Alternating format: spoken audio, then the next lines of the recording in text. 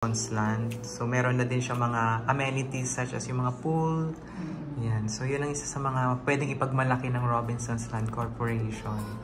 So, kagaya na sinabi ko po sa inyo, ilalagay ko po sa description yung contact number ni Miss Belle para if you need assistance for the project, sa mga tripping, gusto nyo makita yung mismong location ng property na gusto nyong i-avail.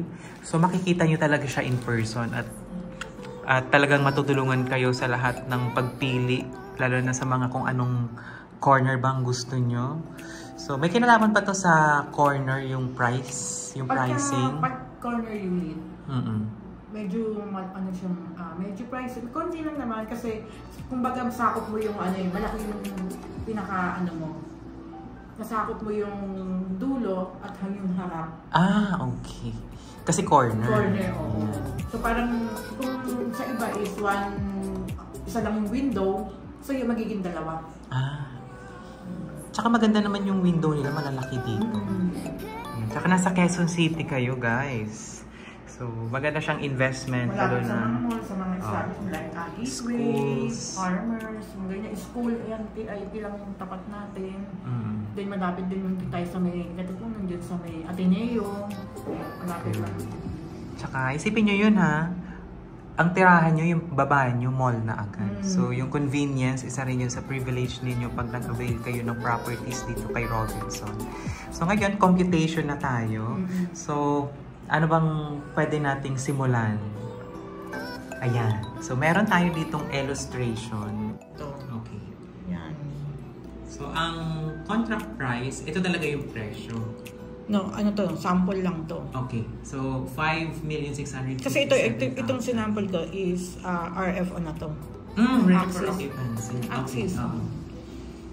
So, dahil RFO na siya, kailangan na siyang mag-spot 5 para kung gusto mo nang lumipat. Okay. 5%. Sa RFO Pero kung hindi naman siya like Amira, pre-selling, no need na mag-spot 5. Okay. So, ang magiging term natin is 20% down payment, 80% bank financing. Ang 20% down payment, how many months to pay? As of now, nasa 66 months pa tayo. Pwede. Dahil ang turnover pa naman niya is like a pre-selling. So, medyo mahaba-haba pa yung process namin. Mahaba pa yung payment terms namin ng down payment. Okay. So, ito is ready for occupancy. Itong pinakikita ko. 15% ang discount nyo. So 4.8 na lang. Oo. Ayan. And then, meron din tayo spot down payment 5%. Reservation 40. So, ililess na yun sa total contract. Kasi meron din kaming mga RFO na gustong, gusto niya ng RFO na gusto niya kaya ng spot 5% or 10%. Pwede po kayo kakang lumipat. So, yun ang maganda. Yun yung sa RFO namin. So, 5%. Halimbawa, may 5% na ako na amount. Ibibigay ko sa'yo. After 1 month or 3 months, makakalipat na po kayo kasi aayusin pa yung unit. Okay. Bago i-turn over sa inyo. Ayan. Pero kung pre-selling naman, no need na mag-spot. Kasi nga, no down payment tayo. Pagka pre-selling, no down payment tayo. Diretso lang tayo ng monthly duty natin. Ganon. Tapos yung 80% bank financing, and then tutulungan din naman namin kayo sa pagdating sa bank financing. Kami din yung mag-a-assess sa inyo, magpapa-approve namin kayo sa mga bangko. Ano ba ang mga bangko na hawak ng RLC? Robinsons Bank, BPI, si BPI at saka si Robinsons Bank is tie-up na sila. Okay. So, pwede tayo mag-BPI, pwede tayo mag-Robinsons Bank. And then pwede din po ng PS Bank. And po yung mga bangko na security bank, pwede po yan. Ayan. So, i-assist kayo ni Miss Belle pag halimbawa for equity na kayo ng payment. Oo, sa bank financing. Ayan. So, sa lahat ng mga gustong magkaroon ng condominium, gusto nyong magkaroon ng investment, yan. Huwag nyo pong kalimutan, tawagan ang ating napakaganda at napaka-well informative na property specialist si Miss Belle Gumila. Ilalagay ko yung kanyang contact number at ang kanyang Facebook page or Facebook account sa description. Click nyo lang yon. So, ayun po. Maraming salamat sa lahat ng gustong malaman kung paano ba ang investment dito sa Philippines. At salamat po sa panonood dito sa vlog na ito. I-share nyo po at i-like nyo, subscribe nyo po yung YouTube channel natin. At marami pa po tayong mga project ni Robinson's Land na pupuntahan para lang sa inyo. Para at least lahat naman magkaroon ng pagkakataon kasi hindi naman forever tayong OFW, hindi naman tayo forever na mag-work lang, diba? So kailangan natin ng investment na pwede magbigay sa atin ng unlimited income in the future. So that's all for today and thank you very much.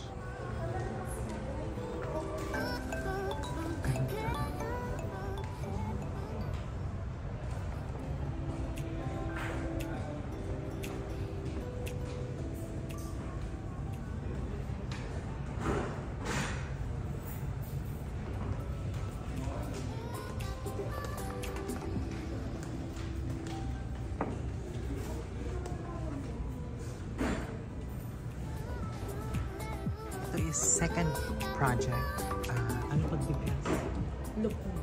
Lupon Residences. Ano to? 1 bedroom.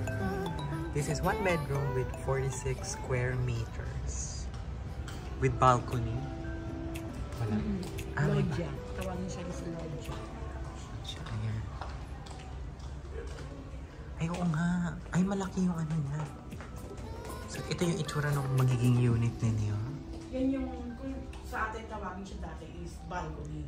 Siya lodja. Kasi, yung pinaka-balcony is nakapasok sa lodja. Hindi yung makikita mo yung building, di ba yung nasa labas? Ayan, hindi. Oo. Ay, oo. Part siya ng bahay. Bahay. Part ng unit.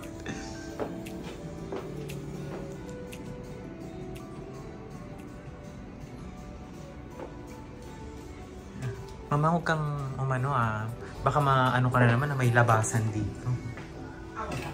Ay, sosyal. Hello.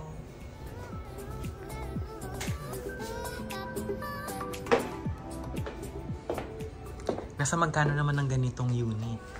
Ito is nasa 1 bedroom sa 15 million. 15 million? Mura naman. Pero pag turn over, ganito na din. Livable lang din siya. Oo, kasama na ito.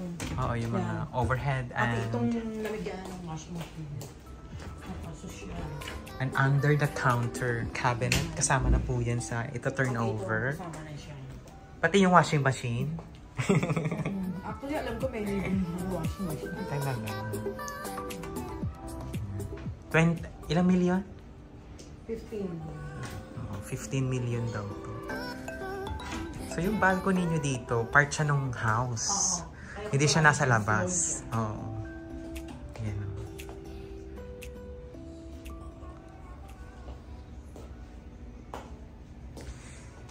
Kagaya na sinabi ko sa inyo, ang contact number ni Miss Belle ay nasa description.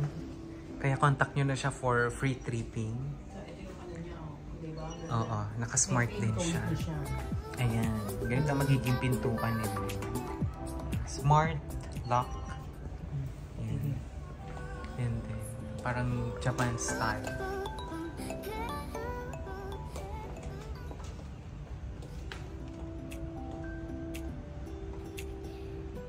This is Sapphire Block Ortigas. So aside sa mga ibang buildings nila, projects, meron din sila sa Ortigas.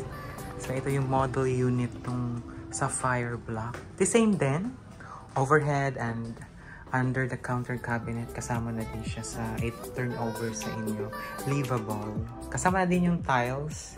So yung wala lang dito is yung mga appliances and fixture. Pero pag kumuha kayo kay Miss Belle, baka ilibre niya kayo ng mga appliances. Ano bang kaya mong i-offer sa mga client na kukuha sa'yo? Isang oven lang. Siyempre, depende po yan. Oo. Sa anong unit, kung studio type, 1 bedroom. This is 1 bedroom. May balcony ba ang Sapphire Block? Wala siyang balcony. Malaki din yung toilet and bath. Oh.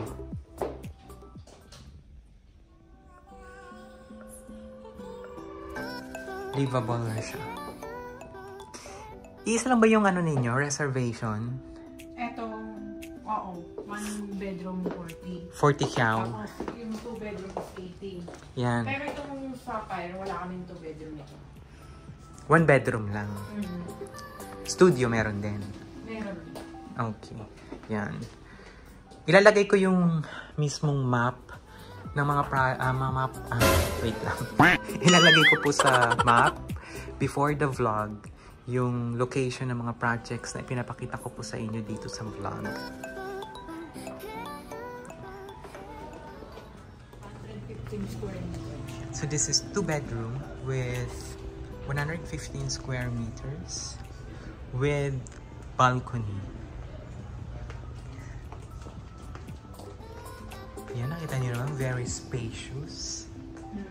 Meron siyang breakfast bar. Yes. May powder room.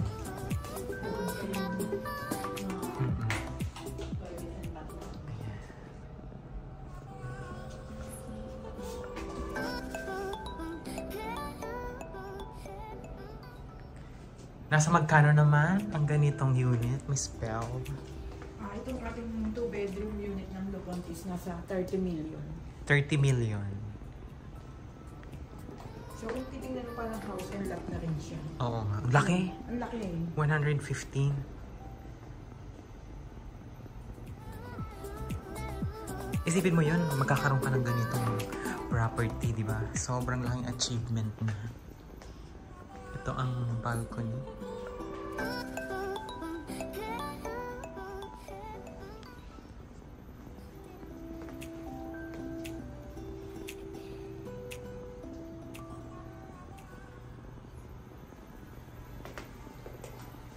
Ito ang study room.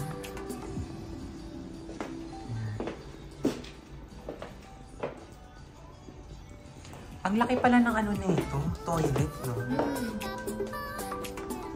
Ayan siya, tapos may laundry din siya. At meron tong walk-in closet. Ay, taray. Naglalakad ba yan na closet? Ayan. Sige, ipakita mo, Miss Belle, ang walk-in closet. Ayan. Ito yung itsura niya. Ay, oo nga. Ito yung walk-in closet. Diba, sabi sa'yo wala siya dito.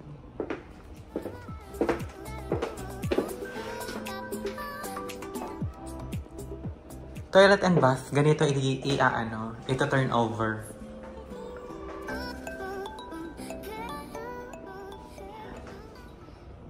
May walk-in closet kayo.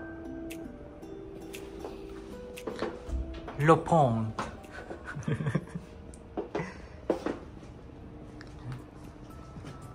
Mataas din yung floor to ceiling, ha, in fairness.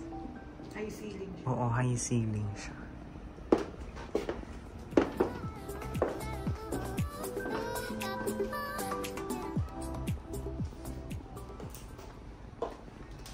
So, ano ang mga available units sa Lupon? Wala tayong studio. Meron tayong 1 bedroom, 2 bedroom, 3 bedroom, and 4 bedroom na parang penthouse na siya. Wow. So, yung 4 bedroom, dalawang unit na ganito? Malaki siya. Oo, so... Parang yung isang floor niya, sinako. Okay. And then, meron siyang parang loft type. Na ang stair niya is paikot. Parang bumabang prinsesa. Ay, ganun. Ayan, magiging prinsesa ka pala talaga. Grabe.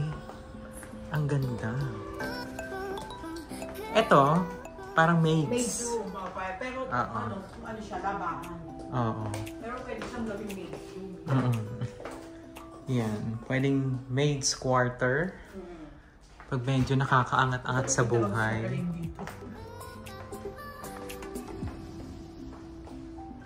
Basta pupunta niya ito sa first week ng November. Paano cash? Kailangan tatanong pa. Pwede check it.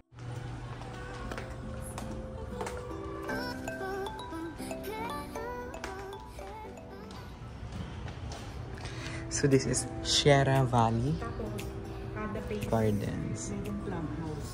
Ayan. Bukod yung amenities, meron siyang clubhouse. Ganito yung magiging itsura ng residential investment ninyo. Ganito yung magiging itsura nyo.